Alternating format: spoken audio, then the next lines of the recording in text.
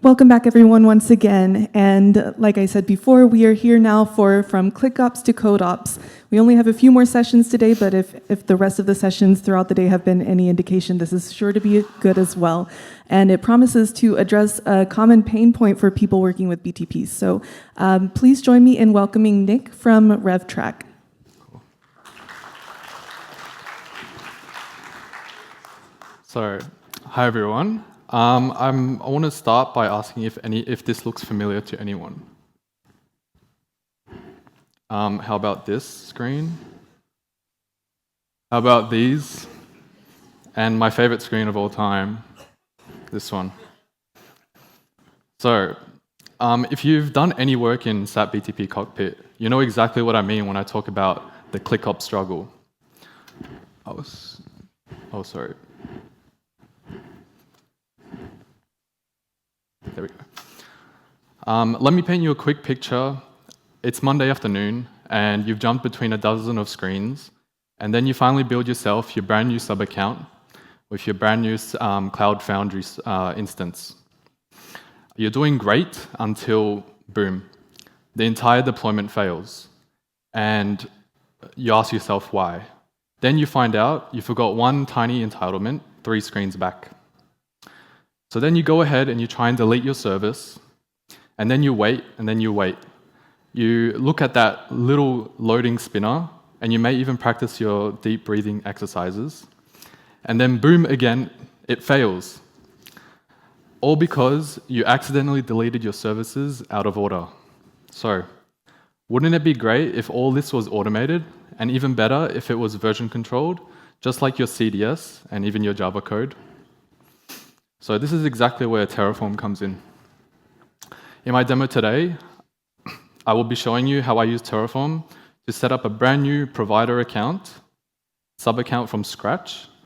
From there, we'll deploy a basic multi-tenant app. It's going to be Java, of course. Next, we'll spin up 3 sub-accounts, subscriber sub-accounts to test the subscription process. And then finally, I'll show you how easy Terraform tears down those 3 subscribers. Cool. So I'll give you a brief introduction into Terraform for the people that are not familiar with it. Terraform is a tool created by HashiCorp, and it's simply put infrastructure as code. It lets you define cloud resources in a very human-readable configuration file, and it lets you, where you can version, reuse, and even share around. So how does it know how to talk to your APIs for your specific cloud services? The answer is providers. So these are kind of like plugins, and they could be either written by Terraform themselves or the community. So for my demo specifically, I'll be using those 2 providers, the BTP and Cloud Foundry ones. And I've declared these in a file called provider.tf, which is that file right there. Cool.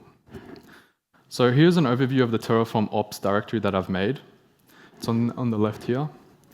And you can see that there is a one provider directory with the BTP resources and everything, and then the subscribers. I have 3 there. So looking deeper into these files, we have the variables.tf, and I've just declared some variables, for example, this sub-account name and my email for like some role stuff, which I'll show you later. Lastly, we have the BTP resources.tf file. This is where you declare your resources for each of the sub-accounts to ensure that our multi-tenant app will be deployed without problems, and that also our subscriber can subscribe to it. So it gets even better. Terraform helps you keep track of everything it has built inside a file called terraform.tf state. This allows you to build more resources on top of your existing infrastructure or have the option to destroy them all. And also, it is smart enough and it remembers to delete the services, your dependent services first, preventing any resources from getting stuck or orphaned. So I'm going to start the demo.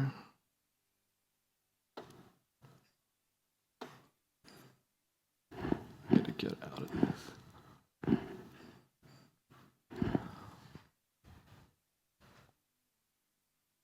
I'm just in here.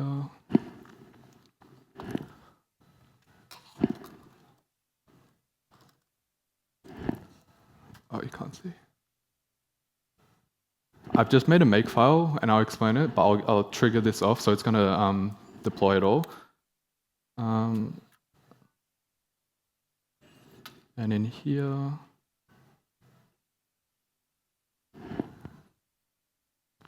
so that's gone off and started up a provider sub-account. And then in our makefile, and I'll make this a bit bigger. So at the start, this is what just happened now. It's making that provider account. It uses the Terraform init and then the Terraform apply. After that, I've already built this multi-tenant app with MBT build. I'm going to then deploy it, and you'll see it in there. And then after, I have an array of just 3 subscribers, and all of them are going to start with the Terraform apply again.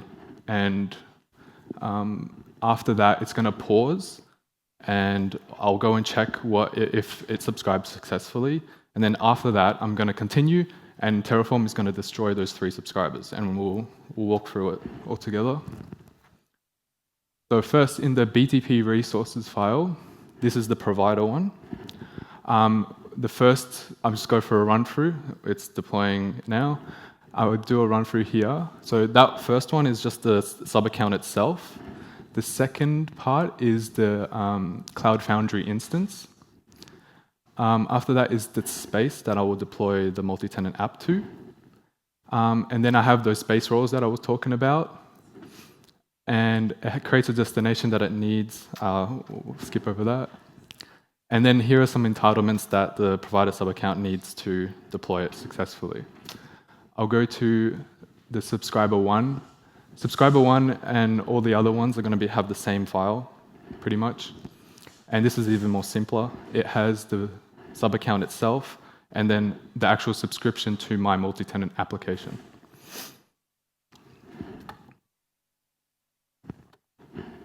Cool. I also forgot to show you, oh, not that one. Got to show you that, oh yeah, there's nothing here. So if I refresh, there should be the Terraform provider here, and I'll keep these on screen right now.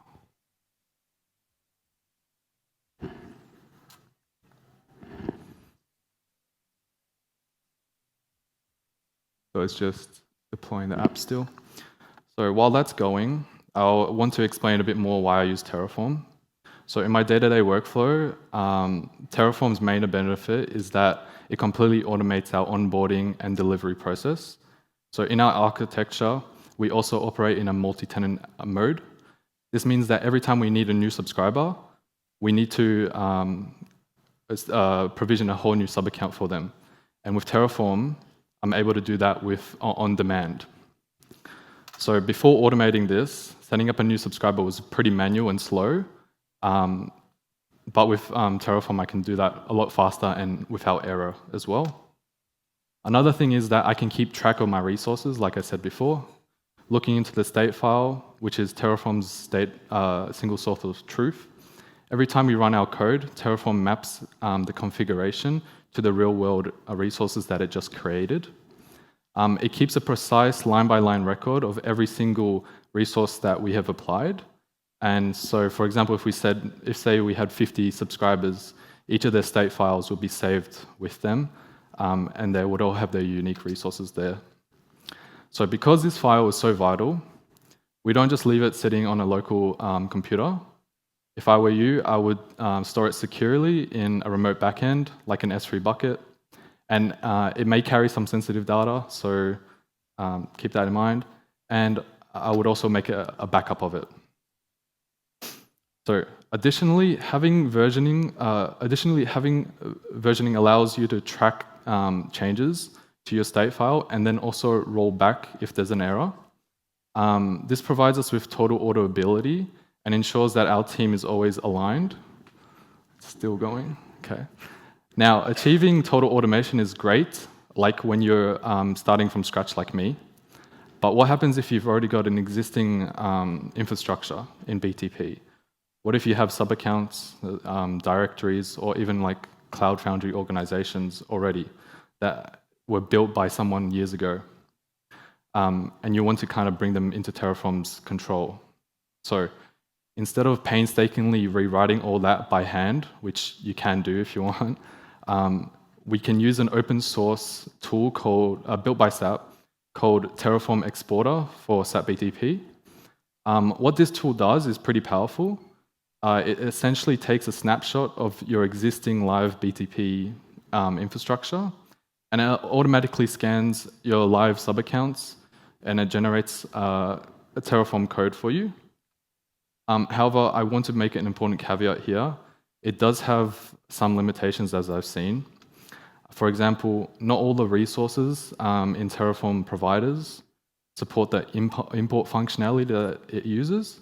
Hence, they won't be imported. Another thing to note, which I found, is that if you cannot import destinations that exist in the sub-account already, so these would have to be done manually. Just a side note as well, you can also leverage some AI to kickstart your Terraform code. Because I've seen countless of public examples on GitHub, AI tools will have already a massive knowledge base of that. The secret, though, is in its validation. I would always try and utilize the Terraform validate command. This will double-check your syntax and make sure AI didn't mess up. And then I would rely on Terraform plan as my final safety net, because it lets any cloud resource, it gives you a plan which you can look through and validate yourself. What's going on here? So now it's creating the subscriber sub-accounts. I think it's fully deployed, and I'll refresh this.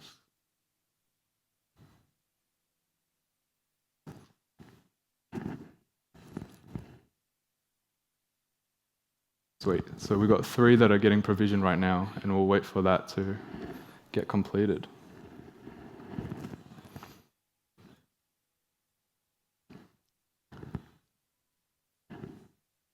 Okay, looks like some are completed and started on the subscription. So we will, I'll go into number 2.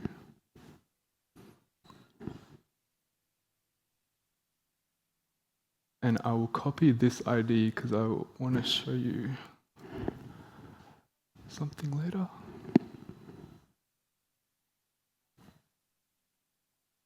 So, that's getting created as we speak, and I'll wait for that to finish. Give it another refresh.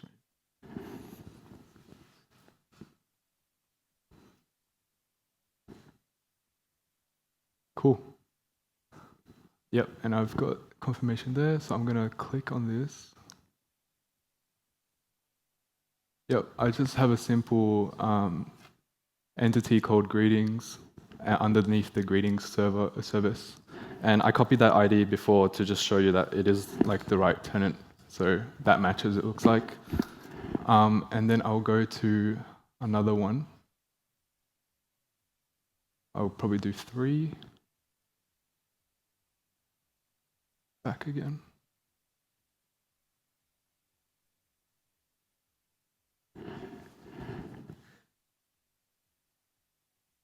Yep, I'll copy this again. Go into the subscription.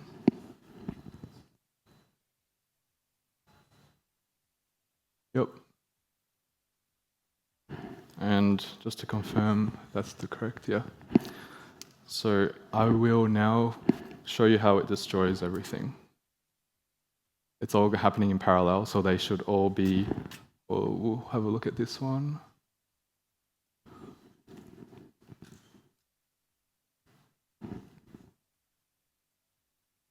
Yep, it's already starting to get rid of that subscription.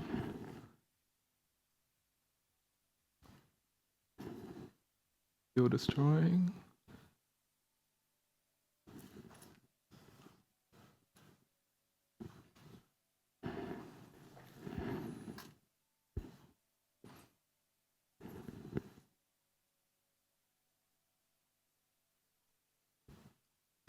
Cool. Now we can see that they're getting deleted as we speak. So I hope my presentation sparked some ideas for how you could start using Terraform to automate your workflows. So thanks, and this should be gone soon.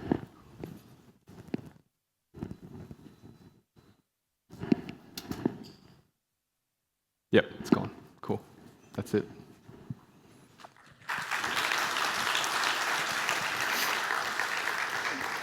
Cool. Thank you so much for sharing that with us. I hope it can make a lot of our lives a little bit easier. We actually have about 4 minutes for questions, if there are any.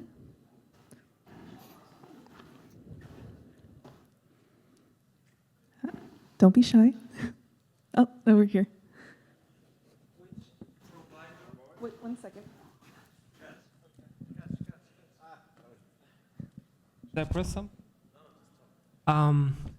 From the BTP providers, Yep. and not everything is available, right? You have course to create sub-account and everything.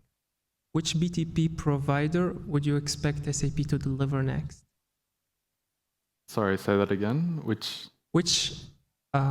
provider would you expect SAP to release next?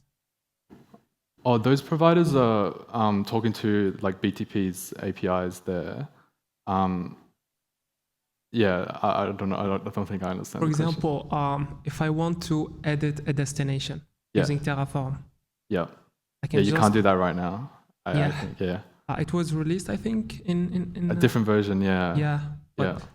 what would be, something that in your line of work or your experience noticed that is a headache, and that if SAP released it, or the Terraform team, either BTP CLI or Terraform, that would help to solve a business problem?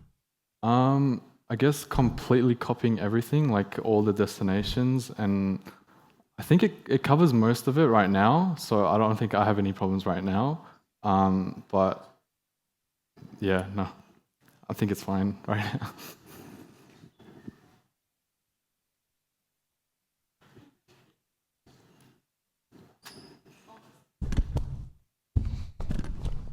Hi, just a quick information for that. The only thing that's currently not working with Terraform is the removing the, I think it's the default identity provider from the super account. That's something not working at the moment, but everything else should work fine, I think. So, for the question, did I see that correct? Your Terraform did deploy application to super account? No, that was in my make file. So after after Terraform built my provider account, it had a space to deploy it to. After, okay. Yeah. Okay, sorry. Yeah. Are there any other questions?